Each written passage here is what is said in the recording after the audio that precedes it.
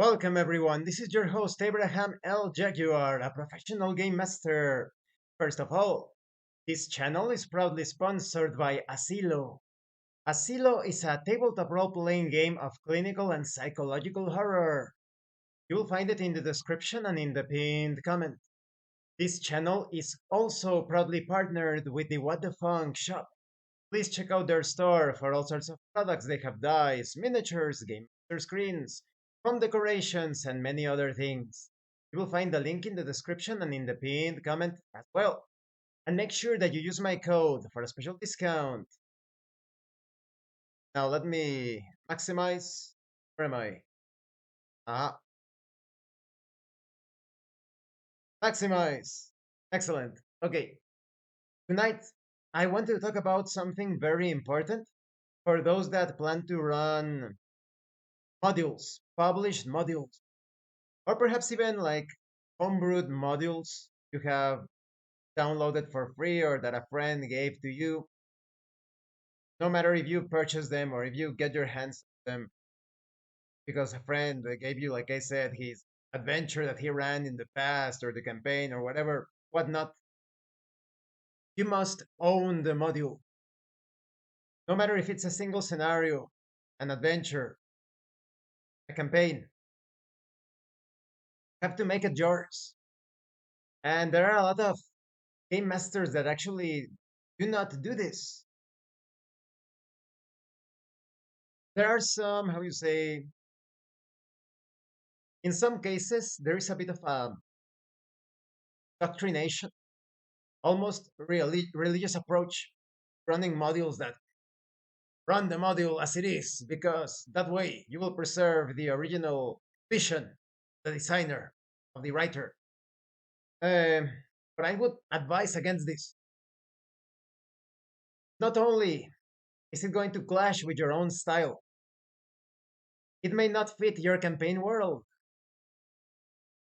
Yet the monsters, the spells, in the case of modern fiction or sci-fi, the devices, you need to feel completely comfortable with the module.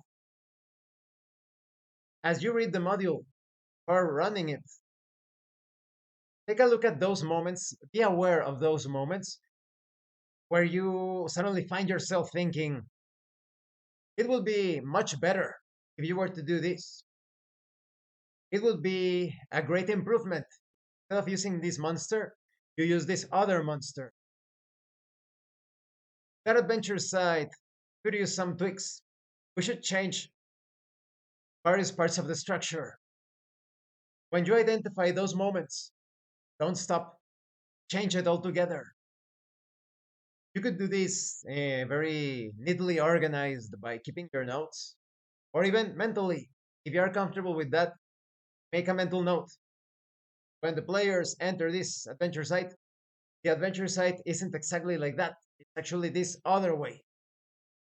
When the players confront this monster, actually this other monster. So that way, you will feel completely comfortable and you will be very efficient and effective when running the module. It is surprising that there are still many that feel as if they have to run the module as it is. Release yourself from that rigidity, that the correct term. Do not feel yourself bound or shackled to the way that the module is presented. The module is there to do so many things in your favor. It saves you a lot of time. You can save so many hours of planning and designing when you already have the framework. And now you just need to make sure that the various sections or segments of that framework are exactly to your liking. You could even use a module that is beginner friendly, that is with very simple traps and combat encounters, and change them dramatically because your group is quite experienced and you want to give them the right challenge. And like I said, you don't need to keep like very neatly organized documents, papers, or digital files concerning the various changes. If you can apply them on the fly, just improvising. That is perfect. But make sure that there is consistency. I remember a book that I read a long time ago. It's a bit of a mixed bag when it comes to the mechanical and organizational aspects. It is good. If I remember correctly, it is called Secrets of the Game Masters. No, I forget the title. But this book, it had some pretty bad advice as well. You basically had a game master, and you had like people that are recognizable in tabletop RPG industry, and one of them said, "Oh, if the players, pretty much that was his intention, the idea that he was communicating. If the players are investigating a place of the dungeon because they think there is a secret door, and there is no secret door there, then add a secret door, catering to the intentions of the players, to the point that the consistency and reality within the fiction of the game world is completely deformed. That's not how things work in real life. Tabletop RPGs, you enjoy succeeding at various things because you overcome obstacles. If there is no obstacle to be defeated that you can overcome, there is no point. So if you have a section of the dungeon that is a dead end, do not add secret doors just because the player is looking for secret doors. It's not the sort of modification that I am talking about. In another terrible, I think it was from that same designer, that same author, another terrible piece of advice. If there is a non-player character and the player characters suspect that, and the players suspect that non-player character is a villain, then make him a villain. That is so immature. You are treating them like little kids. So if they decide that someone is suspicious, then that non-player character is suspicious. If they decide that there is a secret door on that wall, then there is a secret door on the wall, and all the challenge is lost. If you respect your players, you will keep consistency in the game world as presented in those modules. Only make the necessary changes according to the consistent idea, not to indulge or to appeal to the whims of the players. Oh, suddenly I decided that there is a secret door there. Voila. Oh, I decided that you are the villain. Oh, now he is a villain. No, no, no. Those are not the changes that I am talking about. I am talking about going through the module, and whenever you find that moment, hey, this could be much better. Change it. Even during the session, as the player characters are planning their next move, they are taking their actions, and you think, wait a minute, this section of the dungeon could be much, much better if you were to add this. Do it in the moment. But like I said, respect the consistency.